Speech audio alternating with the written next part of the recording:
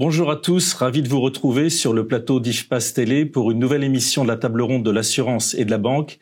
Nous avons le plaisir aujourd'hui d'accueillir David Hofer, qui est président de la Fédération française de cybersécurité, également président d'Euro Cyber Group.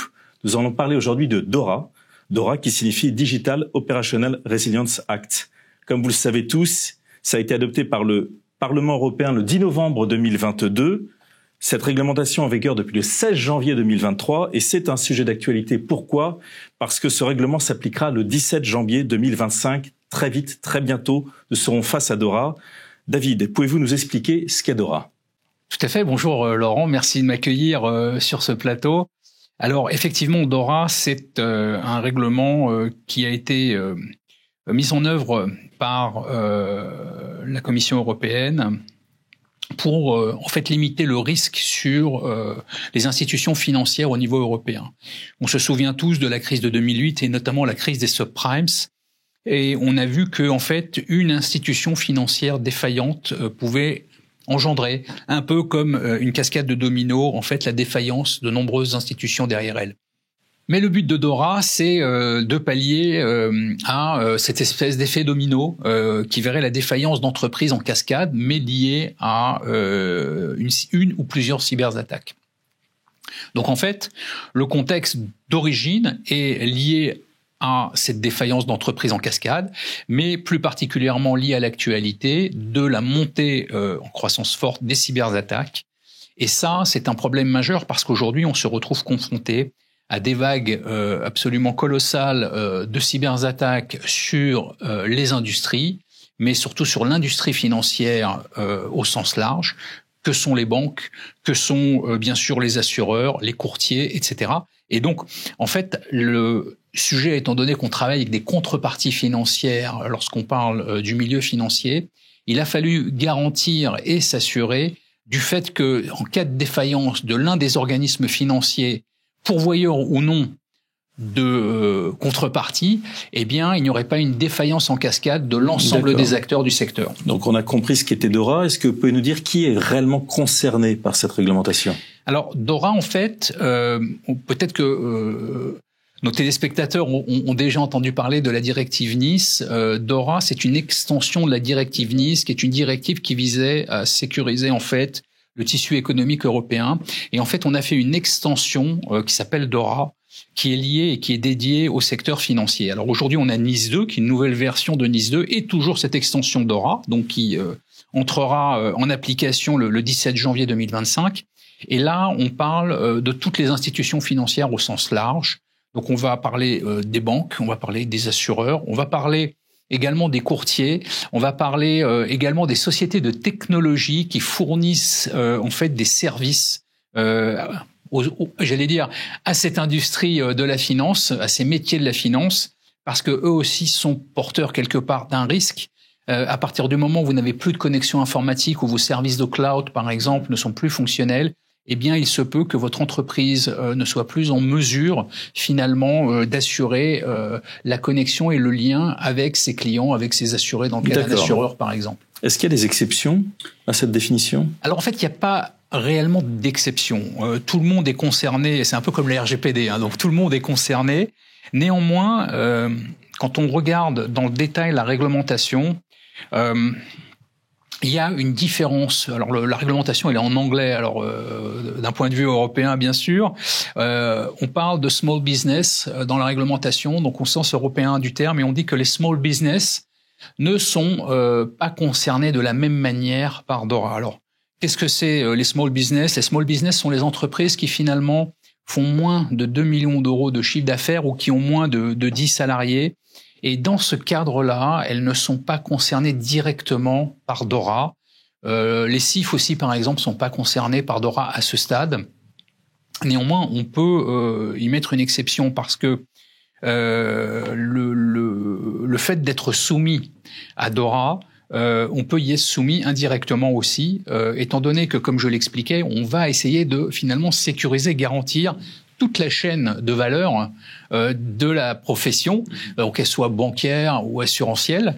Et dans ce cadre-là, en fait, eh bien, on va être obligé donc de s'assurer que le prestataire ou bien le fournisseur, alors je sais que c'est pas le terme qu'on utilise, mais le porteur de risque, le banquier ou l'assureur, soit bien dans les clous à ce niveau-là. D'accord. Donc, si je suis un courtier de proximité ou un agent général, si on prend le secteur de l'assurance, je suis concerné ou je suis pas concerné? Alors, on revient sur ces deux cas de figure. Est-ce que je fais plus de 2 millions de chiffre d'affaires ou j'ai plus de 10 salariés?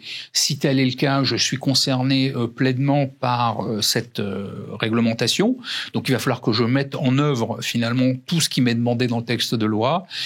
Si je ne suis pas au-dessus de ce seuil, eh bien, je vais être concerné indirectement parce que ce sont mes donneurs d'ordre qui vont me demander en fait d'être en conformité sur la partie technologique au regard des contraintes qui leur sont imposées. C'est donc ce seuil qui s'impose, sauf pour les CIF, comme vous l'avez expliqué, mais c'est ce seuil qui s'impose. C'est très clair. Merci David. Donc, à partir du moment où on a bien compris ce périmètre, est-ce que vous pouvez nous expliquer les impacts de DORA pour les entreprises, les impacts concrets? Alors, pour comprendre les impacts, ils sont nombreux. La réglementation est lourde. Elle est lourde à mettre en œuvre parce qu'elle couvre énormément de sujets. La réglementation, dans son ensemble, elle est divisée en 5 grands piliers. Il y a une quarantaine d'articles au travers de ces 5 piliers quand on balaye le détail. Et en fait, si on reprend les différents piliers, on va retrouver la gestion des risques qui sont liés aux technologies. C'est le premier pilier, ça. Oui, exactement. Donc, gestion des risques liés au ce qu'on appelle aux TIC, technologie, information et communication. On va retrouver la gestion, la classification et la notification des incidents de sécurité ou des incidents liés aux TIC au sens large, une coupure réseau par exemple. Deuxième pilier. Les tests de résilience opérationnelle numérique qui sont un point extrêmement important de ce sujet-là. On va retrouver la gestion des risques liés aux prestataires et tiers de services. Et tiers de services TIC, donc encore une fois, donc tous mes fournisseurs informatiques au sens très large. Et puis un autre pilier, le dernier, les dispositifs de partage d'informations. Et dans cette, j'allais dire, c'est le fameux article 40 de cette réglementation qui est complexe parce qu'il impose de partager finalement l'information avec énormément de monde. D'accord, ce qui fait bien 5 piliers. Je note qu'il y a déjà un fameux article 40. Oui. Donc, ça commence bien. Et on a compris ces 5 piliers. Est-ce qu'on peut reprendre pilier par pilier, s'il vous plaît, et nous donner un peu plus de détails sur les mesures à mettre en place pour être en conformité? Alors, oui, bien sûr. On va prendre quelques exemples de manière à essayer de rester concis et de pas développer trop parce que peut-être que nos téléspectateurs ne sont pas au fait de tout ce qu'on peut faire ou tout ce qui doit être fait d'un point de vue technique. Néanmoins, DORA, ce n'est pas en fait que du technique. Et c'est là toute la difficulté, c'est que DORA, c'est aussi du juridique, c'est aussi de la gouvernance, c'est aussi de la gestion de contrat, c'est aussi de la communication, c'est aussi de la formation, c'est aussi de la sensibilisation selon chacun des piliers. Ça devient de la stratégie d'entreprise. C'est de la stratégie d'entreprise et là, on touche en fait à énormément de métiers.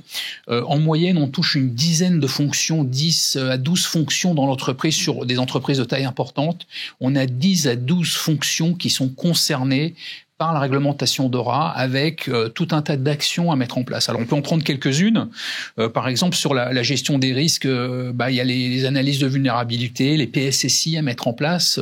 On est surpris de découvrir qu'il n'y a pas forcément de PSSI, ou alors que dans les PSSI pour les téléspectateurs. Alors une politique de sécurité du système d'information. Merci. Sauf que très souvent on oublie les fonctions qui utilisent de l'informatique. C'est-à-dire que aujourd'hui, on sait que les DSI par exemple sont très au fait de ces sujets. Les RSSI, donc les responsables de la sécurité des systèmes d'information également. Néanmoins, dans ces PSSI, il va désormais falloir y associer tous les métiers qui utilisent des services informatiques. Donc ça veut dire qu'il va falloir auditer finalement tous ces métiers. Tous les métiers qui utilisent un service informatique, ce sont tous les métiers d'une entreprise. Exactement. Alors j'avais l'exemple avec un assureur qui utilise par exemple des Bloomberg. Alors pour ceux que ça parle, ça peut être des banquiers ou des assureurs d'ailleurs. Mais il va falloir que l'utilisation de ces systèmes, elle soit incluse dans la PSSI. Voilà, donc ça c'est un des exemples, et ça on n'y pense pas forcément. Donc ça c'est le premier. Oui, alors si on prend des exemples sur le deuxième pilier. Alors sur le deuxième, par exemple, la gestion, classification et notification des incidents, on va retrouver le plan de réponse à incidents avec la mise en place ce qu'on appelle des SOC, par exemple, où on va être obligé d'avoir un système qui va faire la supervision opérationnelle de la cybersécurité, qui va être capable de hiérarchiser les alertes, qui va être capable de présenter un plan de réponse à incident. Donc ça, c'est un exemple simple. Il y a les tests de résilience opérationnelle. Alors ça, c'est un point, je disais, qui est assez complexe à mettre en place dans certains cas, parce que les plans de résilience informatique, on sait les faire. Simplement, des fois, des plans de résilience métier qui utilisent de l'informatique, on n'en a pas toujours la visibilité. Et donc, je prenais l'exemple du Bloomberg tout à l'heure. Si demain, j'ai plus mon Bloomberg qui marche, comment je continue de passer mes ordres de bourse? Ça, ce sont des choses qu'on n'a pas l'habitude, en fait, de mettre en place dans des exercices de crise. Donc, il est obligatoire de faire des exercices de crise cyber.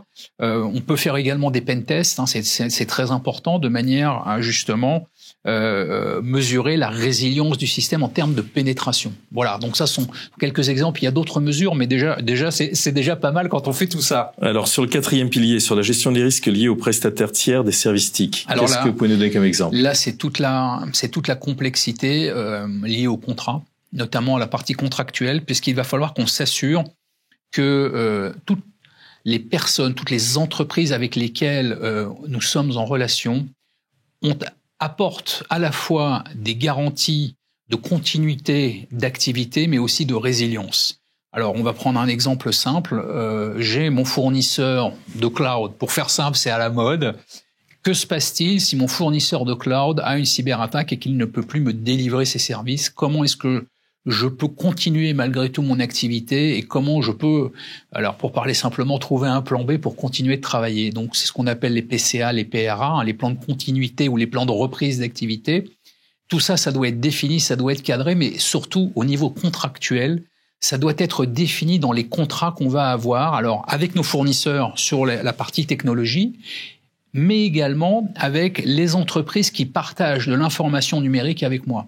Ce qui veut dire que si j'ai un système d'information et que je travaille avec mon réseau de distribution, par exemple, donc mon réseau de distribution, il va falloir que je m'assure que eux également, ils aient un PCA, un PRA, et que s'ils ont une défaillance, que ça ne pénalise pas en fait le fonctionnement. Pour éviter le fameux effet cascade que vous évoquiez tout à l'heure. C'est le fameux effet cascade, tout à fait, qu'on évoquait tout à l'heure en préambule. Sur le cinquième pilier, vous l'avez évoqué ici un petit peu. Oui, ce fameux article 40 qui amuse. Alors quand je dis amuse, c'est bien sûr avec des guillemets, parce que quand on le voit et qu'on voit l'impact, généralement, on a plutôt tendance à se décomposer. Mais parce qu'en fait, il reste encore quelques flous autour de ces fameux articles 40 qui parlent du dispositif de partage d'informations. Alors, il y a un dispositif de partage qui doit être fait au niveau européen, mais pour le faire au niveau européen, il faut qu'il soit décliné par État. Mais c'est surtout que quand on parle de dispositif de partage d'informations, il faut que cette information elle soit partagée à la fois au sein de l'entreprise, mais également entre l'entreprise, ses partenaires, donc ses clients, ses donneurs d'ordre, mais également auprès des autorités de contrôle. Donc là, en fait, il y a tout un tas de processus et de mécanismes qui doivent être mis en place avec des procédures écrites, de manière à ce que l'on sache, en cas de problématique numérique, on va appeler ça une problématique ou un problème numérique au sens large, quelle est la procédure à appliquer, qui est-ce que je dois prévenir, qu'est-ce que je dois faire et comment je peux, d'une manière générale, continuer mon activité. Tout ça, ça passe également par, on va dire, de la sensibilisation des utilisateurs. Donc, ça veut dire aussi qu'en termes de communication, il faut que j'ai un plan de sensibilisation des utilisateurs qui soit existant et qui ait été mis en œuvre. Donc en fait, on a toute une chaîne qui part finalement, je dirais presque qui touche tous les métiers. Exactement, mais qui part aussi du salarié de l'entreprise, qui passe par les contrats qu'on a avec nos fournisseurs, nos prestataires, nos donneurs d'ordre, nos clients, et puis qui va jusqu'à l'autorité de contrôle, qui elle a pour charge de remonter ça au niveau européen. On voit que c'est assez lourd tout de même. C'est très lourd à mettre en œuvre. Et donc la question qu'on se pose, c'est quelles sont les conséquences? Y a-t-il des conséquences en cas de non-respect de DORA? Alors, le texte de loi, alors là, je me suis arrêté tout à l'heure à l'article 40, mais après, il y a toute une série d'articles qui décrivent les sanctions, pénalités et autres joyeusetés qu'on peut retrouver dans cette loi. Ce qu'il faut retenir, c'est que l'amende, c'est 10 millions d'euros d'amende ou jusqu'à 10 millions d'euros d'amende et 5%. C'est considérable. 5% du chiffre d'affaires, c'est très lourd. Ça peut aller jusqu'au retrait de l'agrément professionnel. Sanction ultime, oui. Sanction ultime, bien sûr, mais c'est des conséquences quand même qui sont majeures. Extrêmement lourdes. C'est très très lourd. Des conséquences lourdes, un dispositif lourd. Merci pour toutes ces précisions, David. Bien sûr, on pourra en parler bien plus longuement. Mais en tout cas, je pense que pour ceux qui veulent approfondir le sujet, sachez que le groupe IFPAS propose des formations spécifiques sur mesure ou sur étagère sur le sujet et peut vous accompagner avec des partenaires notamment dans le cadre de différentes prestations. Merci David. Merci pour vous. Merci à tous.